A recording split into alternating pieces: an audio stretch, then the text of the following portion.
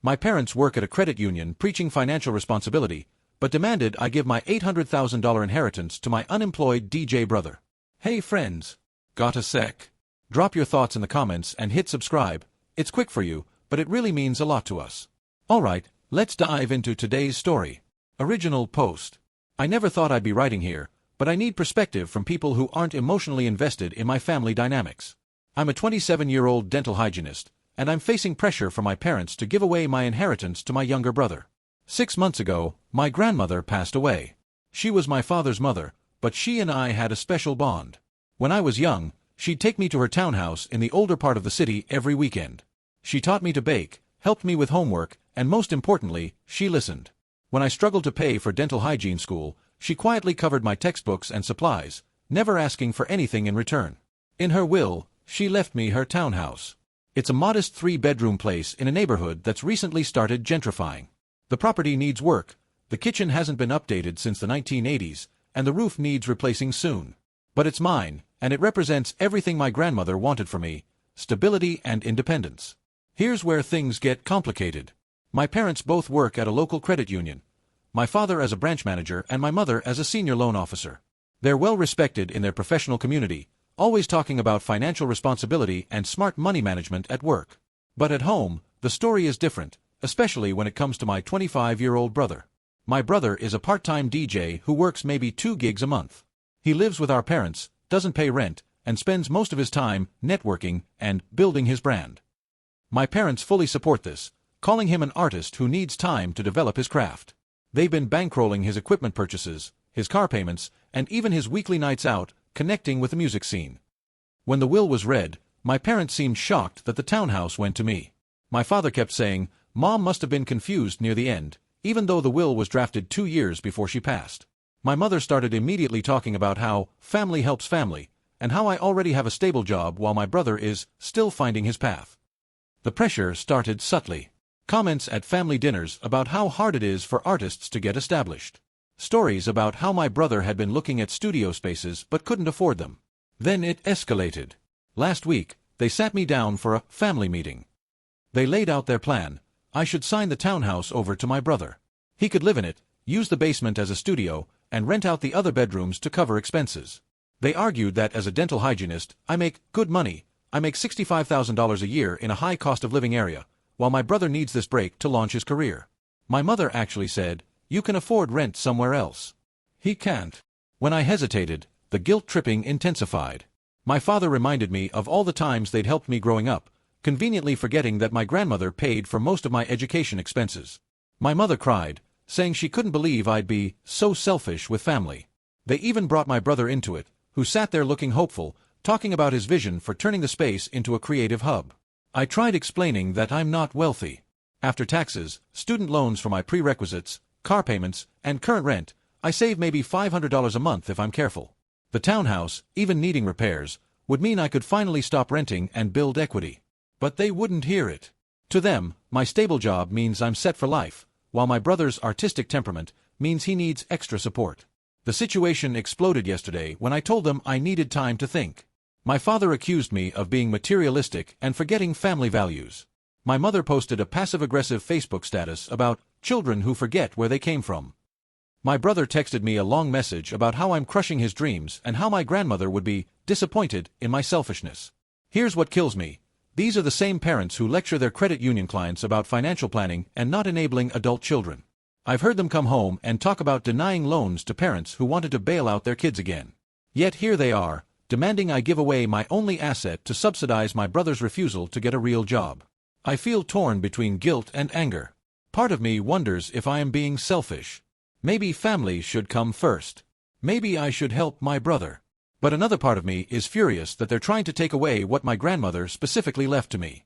She could have left it to my brother if she'd wanted to. She didn't. What would you do in my situation? Update 1, 2 weeks later. Thank you to everyone who responded to my original post.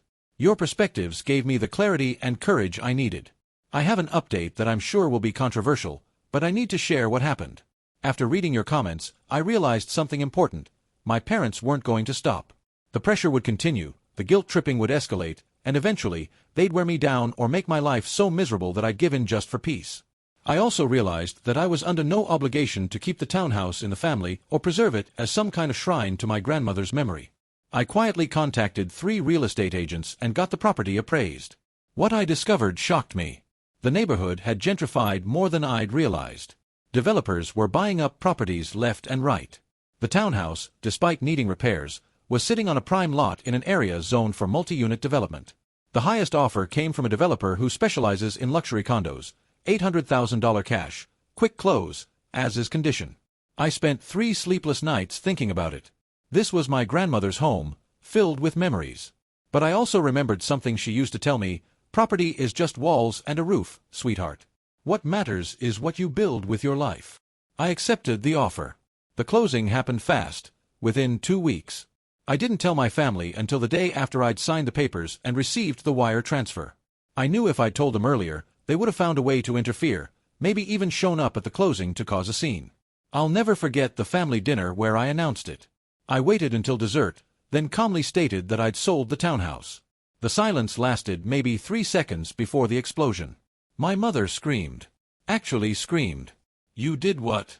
How could you sell your grandmother's house without discussing it with us?" My father's face went from red to purple. "That was supposed to stay in the family. It was supposed to go to your brother." "Supposed to?" I responded. "According to whom? Grandmother left it to me. If she'd wanted it to go to him, she would have left it to him." My brother jumped up from the table, knocking over his water glass. "You sold MY Studio, my future, for what money? You're nothing but a greedy, heartless." "I sold MY property," I interrupted. "The property MY grandmother left to me. And yes, for money. For my future." The revelations that followed were even worse.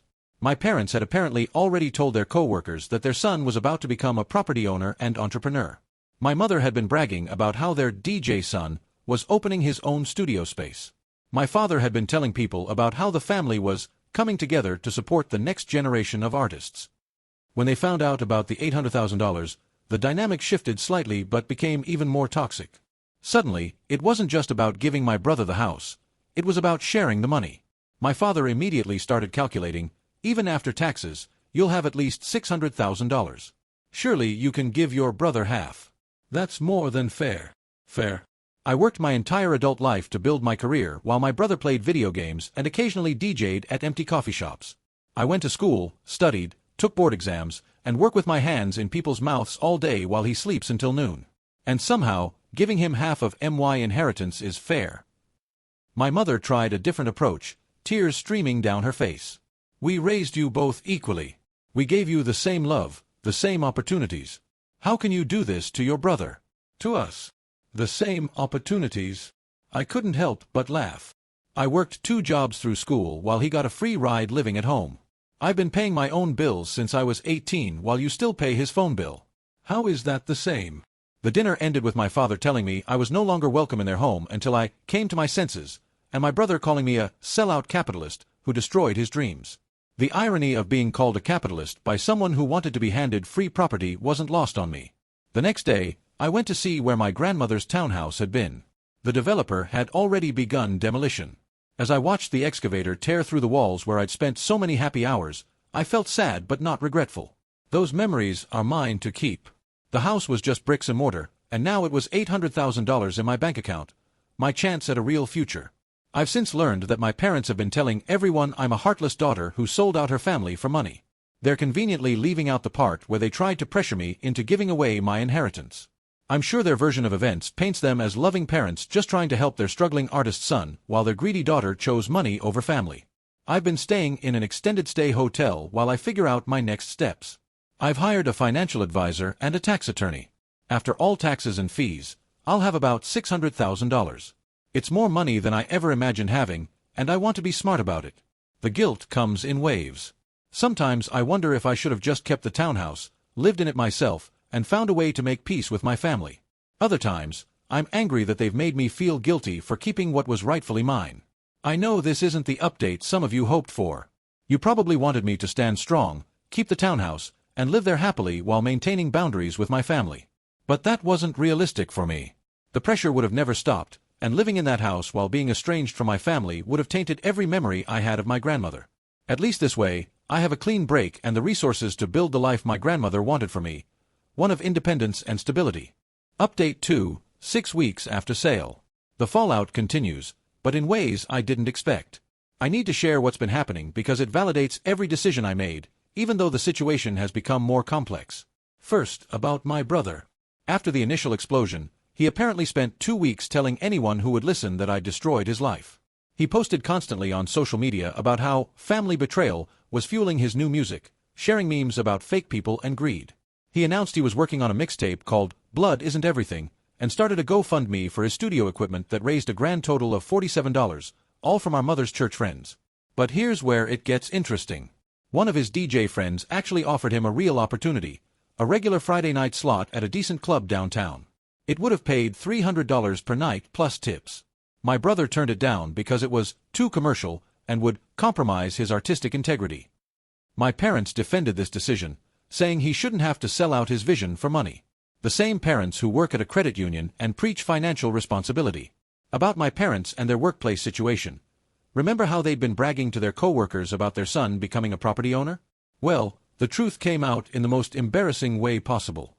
A co-worker of my father's happens to live near where my grandmother's townhouse was. She drove by and saw it being demolished, with a big sign announcing, "Coming soon, luxury condos by Meridian Development." She innocently asked my father about it at work, in front of several other employees. "I thought your son was opening a studio there. Why is it being demolished?" My father apparently tried to save face by saying plans had changed, but people started asking questions. The story gradually came out, helped along by my brother's public social media meltdowns, that I'd inherited the property and sold it instead of giving it to him. Here's the thing about working at a credit union in a small city: reputation matters. My parents had spent years building their image as financial advisors who practiced what they preached. They'd literally given seminars on teaching financial independence to adult children and breaking the cycle of enabling. Their co-workers started connecting the dots. The same couple who advised clients against enabling their adult children were supporting a 25-year-old who refused to work. The same advisors who preached about smart financial planning were pressuring one child to give away an $800,000 asset to another child who had no income or business plan. The workplace dynamics shifted subtly but noticeably. My mother told her sister that she's been excluded from lunch groups. My father was passed over for leading the annual financial literacy workshop, a role he'd held for 5 years. Their professional reputation as financial advisors was undermined by their personal hypocrisy. Meanwhile, I found and purchased a condo. Not a luxury penthouse, a sensible 2-bedroom in a secure building with good resale value. I paid $340,000 cash, no mortgage. The feeling of owning something outright, with no bank involved, is indescribable. I wake up every morning in MY home, bought with MY inheritance, and feel nothing but peace. I also did something that I think would have made my grandmother proud. I donated $100,000 to establish a fund at the dental school where I trained. It provides free dental care to underprivileged children and offers scholarships to hygienist students from low-income families. They named it after my grandmother. When my parents found out about the donation through a mutual friend who saw the announcement on the school's website, they lost their minds. My mother called me from a blocked number, I'd stopped taking their calls, and left a voicemail screaming that I'd rather give money to strangers than help my own brother. She actually said, "That money could have set him up for life." No, Mom. That money could have enabled him for life. There's a difference. My brother, meanwhile, has escalated his victim narrative. He's been telling people I stole his inheritance, conveniently leaving out that he was never mentioned in the will. He's also been hinting that my grandmother wasn't in her right mind when she made the will, which is particularly disgusting considering she was sharp as a tack until the day she died. But karma has a way of working things out. Last week, my brother posted another rant about me on Facebook, calling me a sellout, and tagged several local music venues. One venue owner responded publicly, "Didn't you turn down a paying gig at my club because it wasn't artistic enough? Maybe focus less on inheritance and more on actually working." The comment got over 200 likes before my brother deleted the entire post. Final update, 3 months after sale. I wasn't planning to update again, but I feel like I need to share how this all resolved, because the ending is something I never could have predicted. My brother is still living in my parents' garage. Not even the main house anymore, the garage. After his social media meltdowns and turning down multiple paying gigs, his reputation in the local DJ scene is shot. The venue owner who called him out publicly? Turns out he's well connected in the music scene. Word spread that my brother is all talk, no work, and expects everything handed to him. His GoFundMe for studio equipment was reported and taken down after someone pointed out he was misrepresenting facts, claiming he'd been cheated out of property he was never entitled to. He now works part-time at a coffee shop, not as a DJ, just making lattes. The same coffee shop where he used to DJ to empty rooms, ironically. My parents' situation has deteriorated further. The credit union conducted an internal review after several clients complained. Apparently, my parents had been giving subtle preferential treatment to certain loan applications, specifically, parents trying to help adult children. Nothing illegal, but definitely against company policy. They'd been approving loans they should have flagged for review, sympathizing too much with enabling parents because they saw themselves in them. They weren't fired, but they were both demoted. My father is no longer a branch manager, just a senior teller. My mother was moved from loan officer to customer service. The pay cuts were significant, about 30% for each of them. They're now making less than I do as a dental hygienist. The beautiful irony. They had to sell their boat, the one they bought 3 years ago and barely used, to cover my brother's credit card debt that they'd been secretly paying. They also had to tell him he needs to start paying rent for the garage or find somewhere else to live. He chose to stay and now pays them $400 a month, which he complains about constantly. But here's the part that really showed me I made the right decision. Last month, I ran into my father's sister at the grocery store. She pulled me aside and told me something I never knew. Apparently, when my grandmother was drafting her will, my parents had tried to convince her to leave the townhouse to my brother. They'd actually driven her to the lawyer's office and sat in the waiting room, thinking their presence would pressure her. My grandmother had walked out, told them she'd changed her mind about updating her will that day, and took an Uber home. She went back alone the next week and specifically instructed the lawyer that the townhouse go to me and only me. She'd also left a letter with the lawyer explaining her decision, which he wasn't required to share but did with my aunt. In it, she wrote that she was leaving it to me because she knew I'd worked hard and would make wise decisions, while my brother had been enabled his whole life and would never learn to stand on his own if people kept catching him every time he was about to fall. She'd seen this coming. She knew exactly what would happen and tried to protect me from beyond the grave.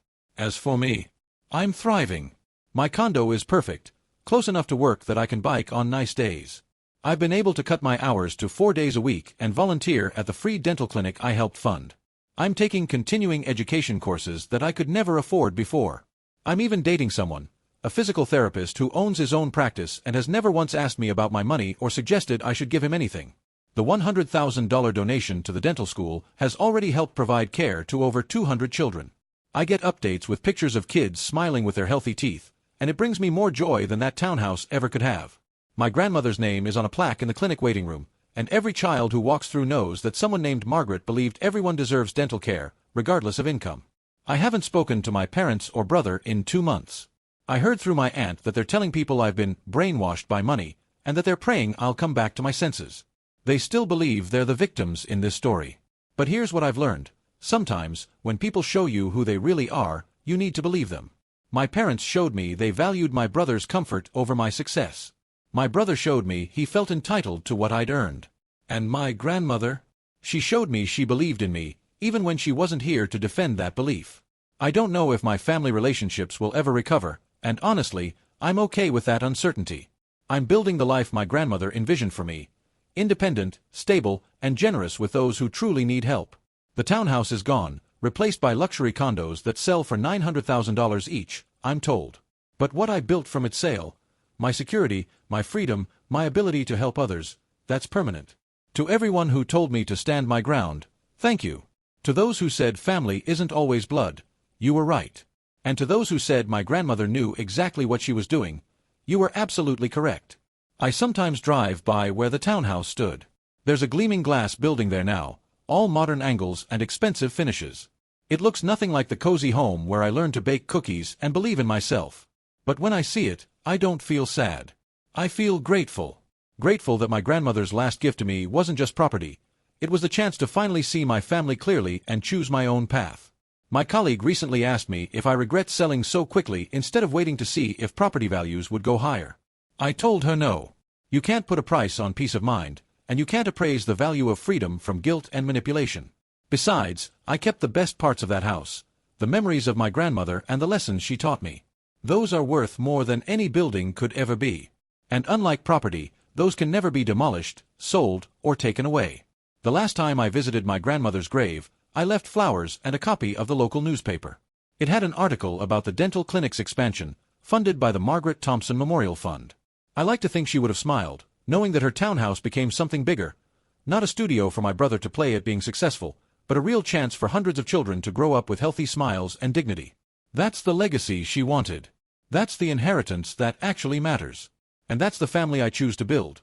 One made of grateful parents, smiling children, and the knowledge that I did the right thing, even when it was the hardest thing. My parents were right about one thing, though: family should help family. They just never understood that sometimes the best help you can give someone is letting them face the consequences of their choices. And sometimes, the family that matters most is the one you create through your actions, not the one you're born into. I'm at peace with my decision.